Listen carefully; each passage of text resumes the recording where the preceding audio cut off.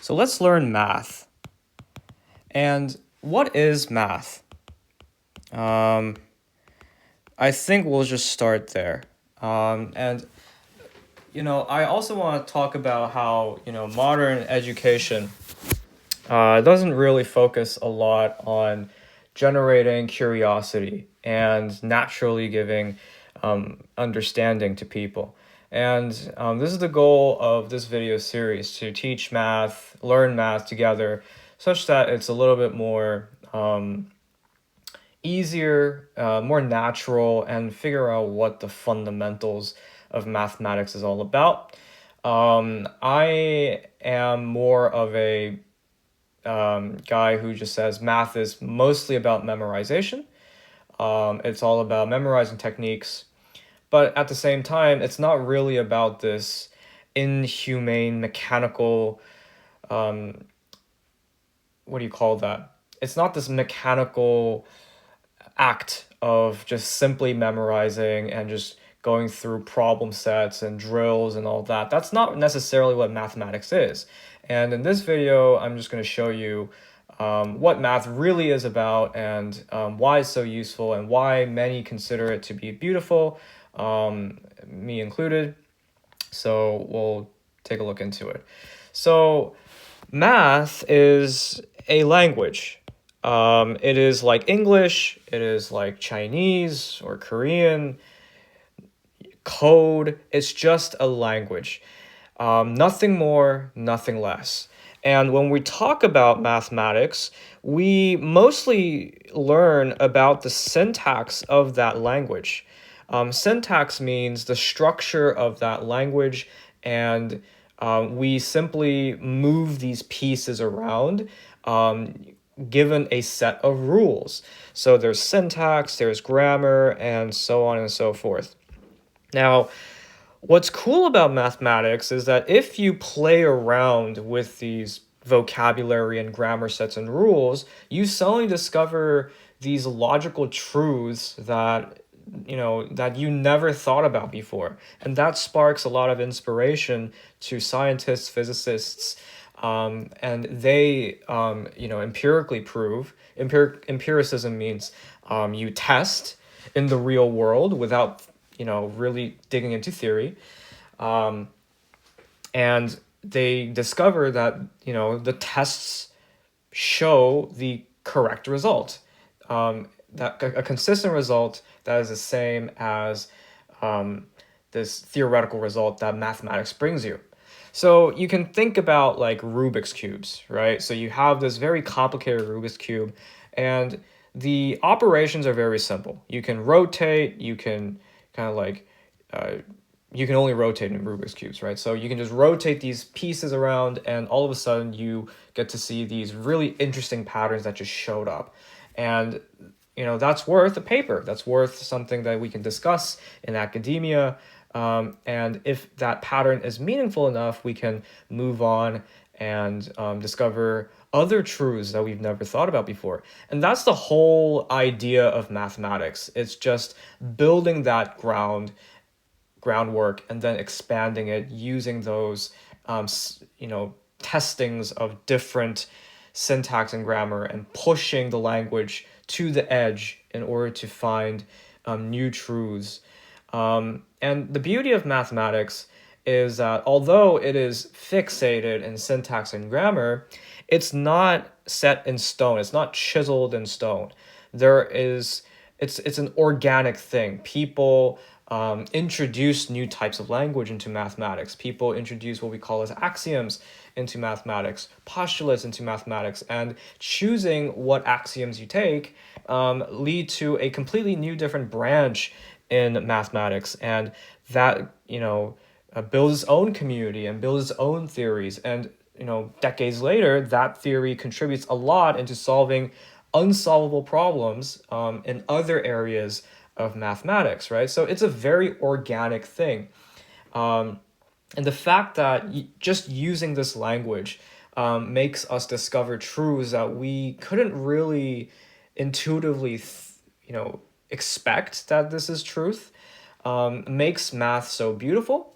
Mathematics also is grounded in patterns, symmetry, and rules, and the fact that the world operates in that kind of symmetry and that kind of like artistic element of order instead of chaos is what brings a lot of these OCD like people, OCD like people into loving mathematics.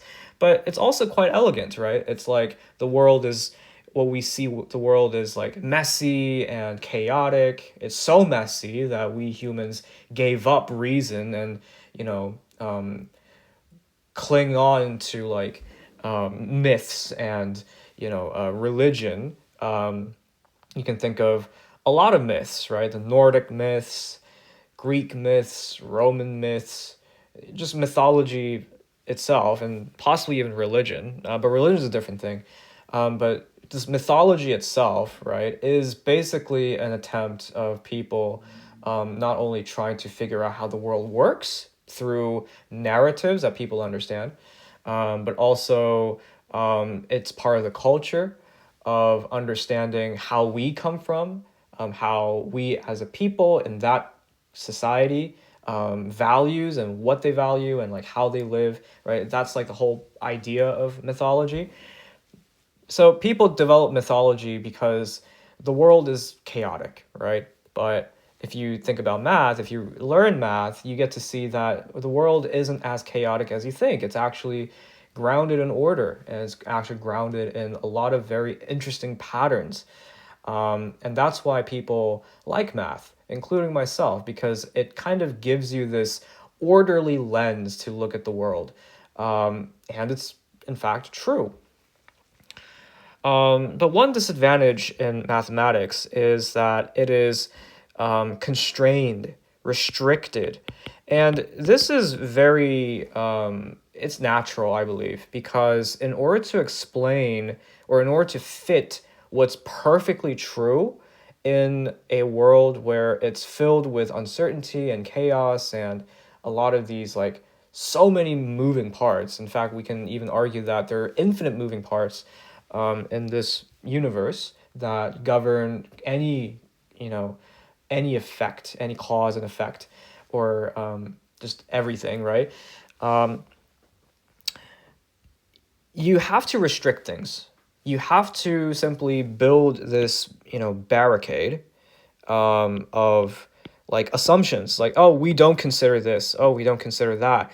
We simply assume that in this small sliver where things are, um, you know, where things are constrained. Well, for example, like you can think about in physics terms, it's like assuming that there is no air, assuming that there's only gravity, right? Assuming that there's no friction, right? Those are assumptions that you kind of make. And then you develop theory around that. And then you go like, okay, assume that that's the case. Then this is true. That is true because of these calculations. We restrict things. And one of the reasons why we restrict things is, like I said, right? If you remove these barriers, right, it becomes suddenly extremely difficult to theoretically solve a case by case basis because mathematics is mostly about tackling every single possible case that could happen within your constraints.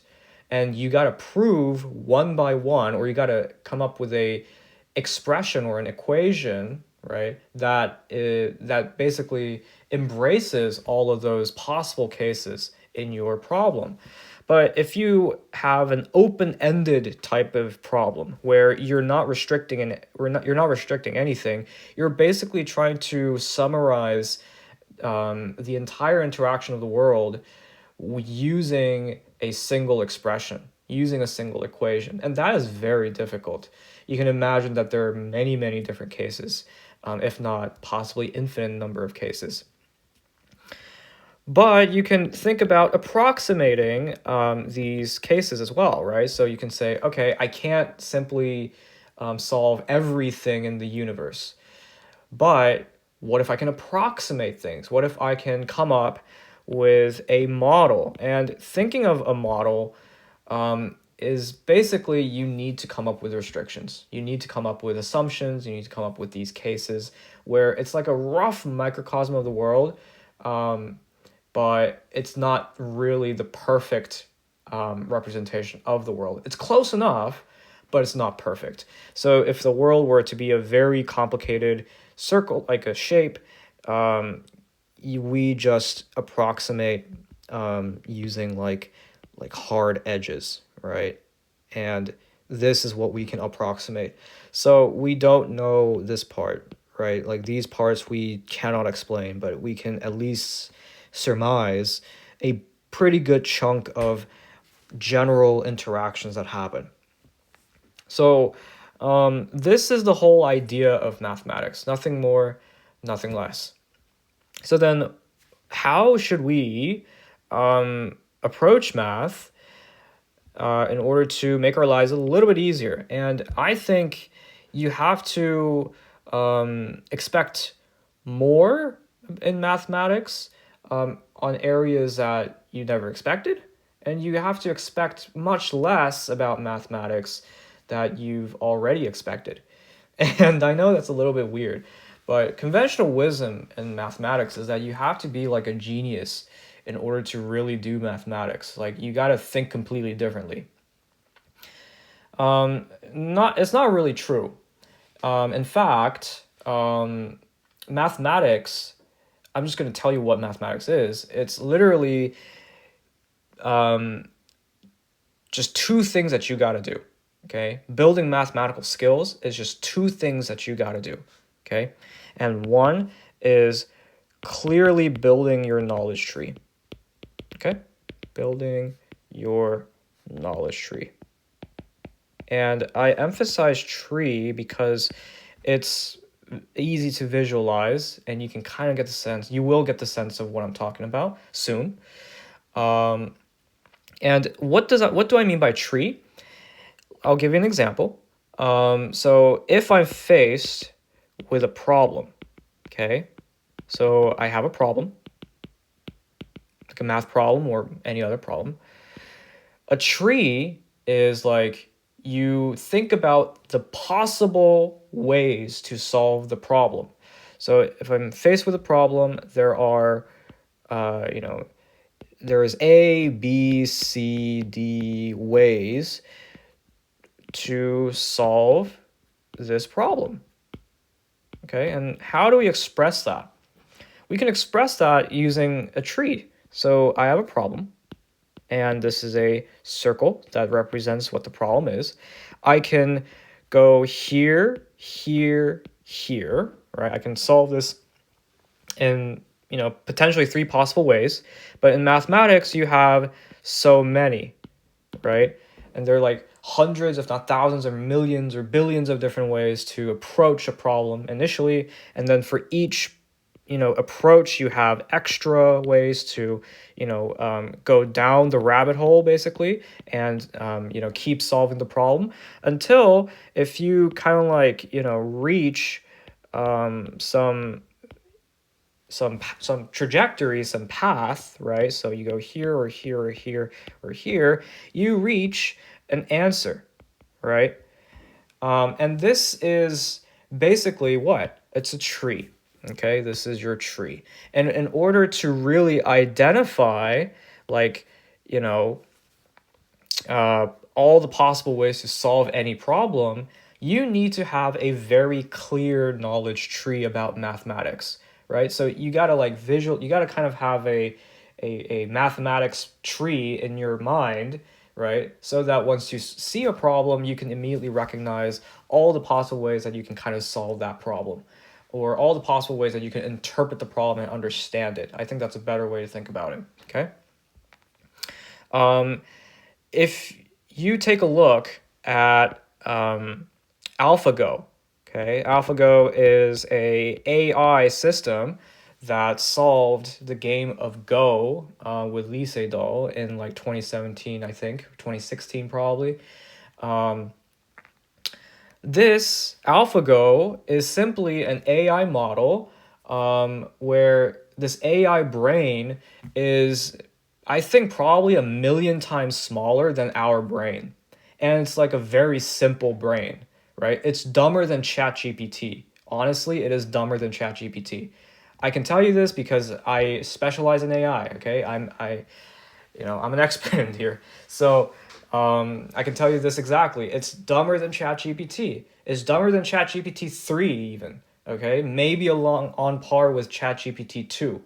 Okay, it's dumber than any other type of modern vision models that you got in the current day and age. Okay, and the most state of the art models out there in 2026 right now is probably a little bit dumber than a 9-year-old.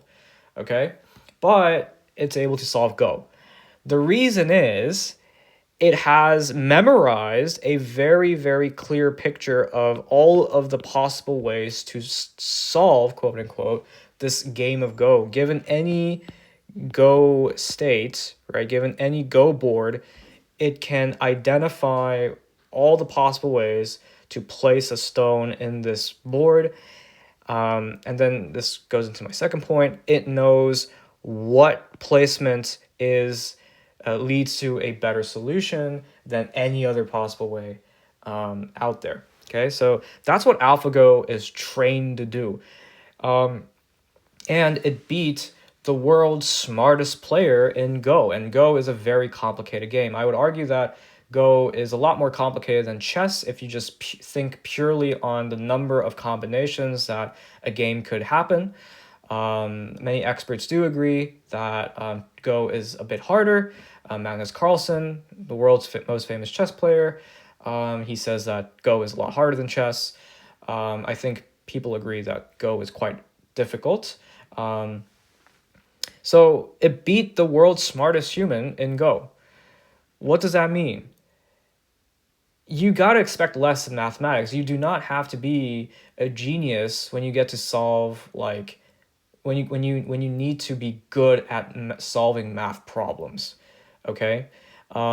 What you got to be a genius on in mathematics is contributing some completely new concept to the field of mathematics. And that requires not just rogue problem solving memory, but a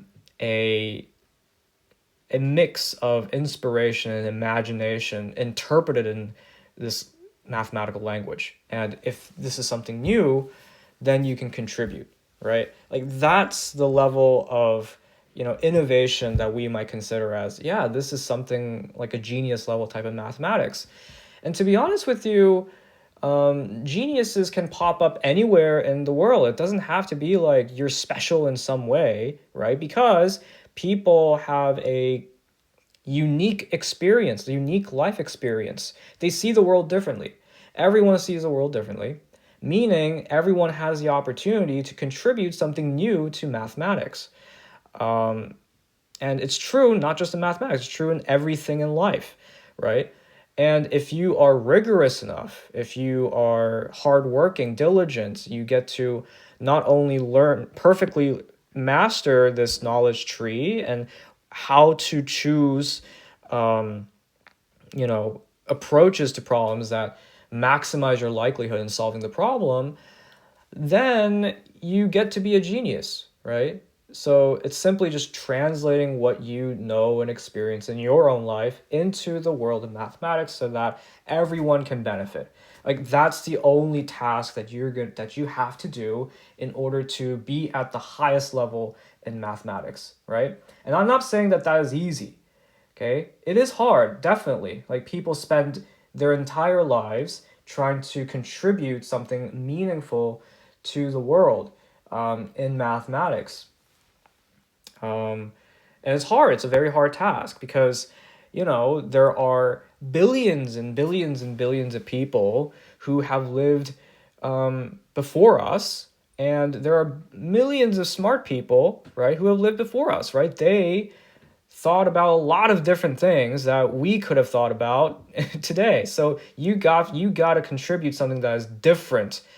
Something you got to contribute a new concept that expands knowledge where nobody in human history ever thought about, right? That's your goal. And that's a hard task. But it's not impossible.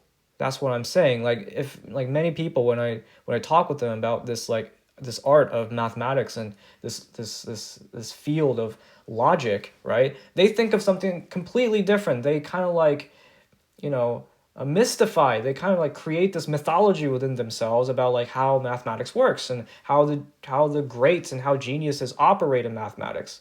To be honest with you, it's very grounded. It's very down to earth. You just have to do exactly the thing that I'm talking about right now. The thing is, that's hard. Okay. So I'm just going to write down the second point that I talked about. It is sharpening your intuition in traversing uh, the knowledge tree. Okay? So if you just memorize the knowledge tree really, really well, um, down to the very, very basics, okay, down to the very simplest concepts, all the way to the most complicated concepts, and like, you know everything about like how each of them interact with one another, um, how they stack on top of one another, right? If you know the exact grammar structure and the syntax structure of mathematics and the concept itself, you're good, okay? You're gonna beat the world's, if not smartest, players in mathematics, okay? So it's all about this race between like how you can like really, really map this knowledge tree clearer than anybody else and how you can traverse that tree more efficiently than anybody else. Okay, so that's the race. If you're into competition, that's exactly what you should be doing. Okay. And you have to really understand every single type of nuance there is in mathematics. So you have to really understand um, the the ins and outs of like, you know, what this mathematical concept is actually doing, what's it's talking about, how does it originate from like other more fundamental concepts in mathematics, like axioms in mathematics, postulates in mathematics, and you can kind of like, you know, track your way down. And so that should be the exercise that you should be doing in order to be competitive in mathematics. Okay. All right. So you can take a look at how AlphaGo learns, and this is exactly how AlphaGo basically does things. This is how exactly how AlphaGo solves problems. It just creates a super large tree, and since we are limited in time and space, even for a large computer, it cannot spread its tree like through every possible combination out there. It's much like mathematics, okay? So in Go, like the number of possible combinations is larger than the number of atoms in the universe. That's what they say, right? So if that is true, you cannot expand, you cannot calculate every single possibility. So what AlphaGo has to do is it has to have an intuition on which moves might be better and which moves it should just not consider. All right. And so it only picks like probably like the top 100 possible moves out there. Right. And then it picks the best one that it thinks is going to work. By simulating, by solving, by exploring deeper into the tree and then, you know, going back, right? Going back and say, all right, this looks good, or going back and then they go like, that looks bad. And that's what it does. So if you repeat that hundreds of times, you basically reach to the solution of the problem. And AlphaGo does this by learning with itself billions of games. Okay, it plays billions of games with itself, and it just tries to find ways to win more efficiently. And by doing so, it accumulates experience. It accumulates this, you know, knowledge on how to beat itself more efficiently, and by that, it eventually evolves by itself. And you know, if we have time later, we can talk about how AlphaGo learns and how learning by itself is even possible, right? Because that's really interesting, right? How does even AlphaGo learn by itself? To kind of give you some hints on how it does, imagine you have a knowledge tree, and without any prior knowledge, you just blindly explore, okay? But the only catch is once you get to like the final state of the board, meaning like once you get to the end game, in chess, you can think about it like, checkmates. Those are end games, right? Or draws where you only have two kings on the board, right? Those are end games.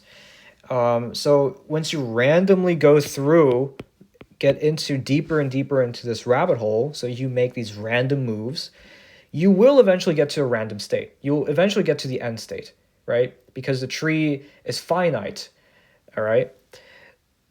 And you can say, okay, how many moves did it take to get to the end of the board, right? And then you kind of like go back and then goes like, oh, well, it took like this many moves, right? And then you do that like n times, okay? N times.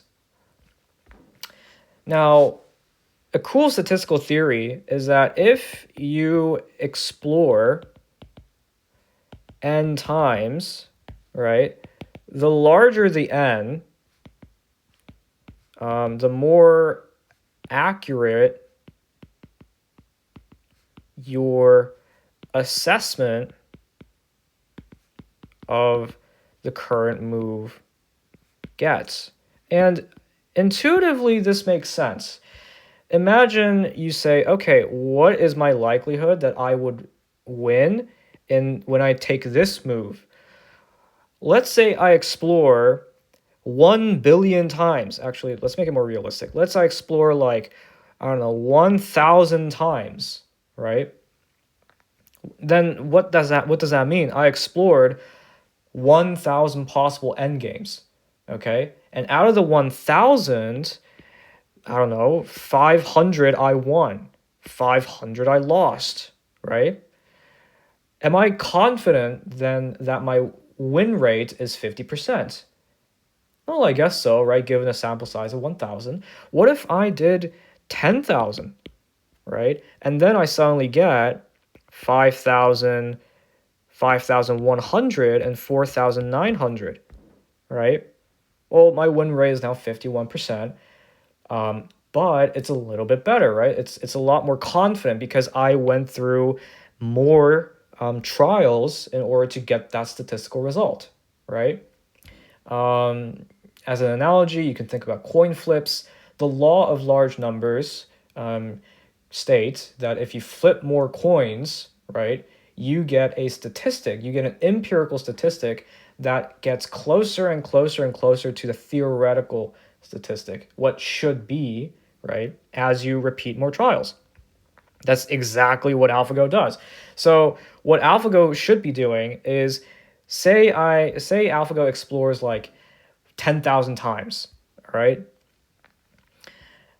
What it should do is it needs to memorize this likelihood of winning, okay, after exploring these number of times. So once it has memory, once it can memorize that, yeah, if I do this move, it will, do better in here, then it can accumulate knowledge. Then it can accumulate more and more statistics. And as it accumulates more and more statistics, it gets a more clearer picture about which move seems to be better and which move seems to be not through sheer experience.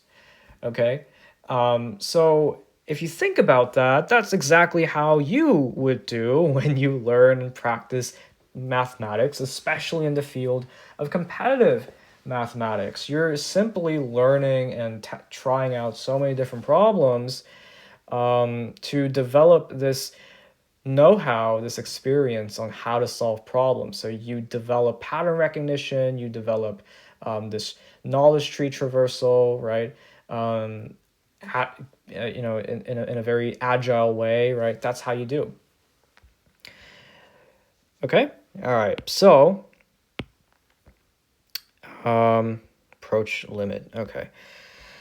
Now let's go beyond what pure mechanical mathematics is all about. It's literally searching a tree. To be honest with you, we shouldn't be doing that. All right, we should do better. We should be better. All right. Competitive mathematics is simply a sport that does benefit modern society. You can get employed into a quant firm in order to develop great algorithms for stock trading, or you can be a rocket scientist, right, at NASA. It's very valuable when you do a lot of competitive mathematics, right? And that is why you get into MIT, Stanford, or Princeton, or Harvard if you win the Math Olympiad or something like that, right? So it's very valuable. But that's not all right? Because sooner or later, you understand AlphaGo, you understand ChatGPT, and let me tell you, it's going to get better and better, okay? The reason is because the technology that we have, the modern papers that we see in modern academia, already pave the road for future better ChatGPT models, okay?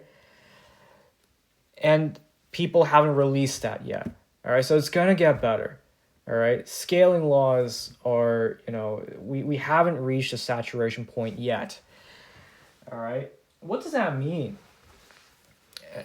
Mathematics, AI can do it. AI can do competitive mathematics, probably even better than humans, right? Because they've got night and day to memorize all this kind of stuff, right? And we figured out a way how to make computers memorize a lot more efficiently than humans do in a pure industrial level, okay? So then where should we humans position ourselves when it comes to solving mathematics that AI cannot? And let me tell you, one of the things that we can do is not explore like a pure AI system, okay? Beyond calculation, we are human, right? We have an advantage that even like ChatGPT or near these future advanced AI models would lack. And what I call is imagination. Okay? Imagination and experience, okay? I would say like esoteric experience, right? We have like a vast pool of experience. In AI, and especially in the division learning community, there is this man named Yann LeCun, okay? He is a very, very famous person. He basically pioneered recognizing handwritten digits even before AI was a thing, okay? And he led Meta's AI fair, right? Facebook AI research. He led basically like Meta's AI research in terms of the vision field, and he is starting out. He has his own startup now that focuses on world models. All right, so he's like a goat in AI. Okay, he says modern AI only has the amount of data probably less than what a 4-year-old would do. Four-year-old would get. And if you think about it, it kind of makes sense. You do not get 4 years worth of video data, plus sensory data, plus audio data, right? Plus taste data, olfactory data, right?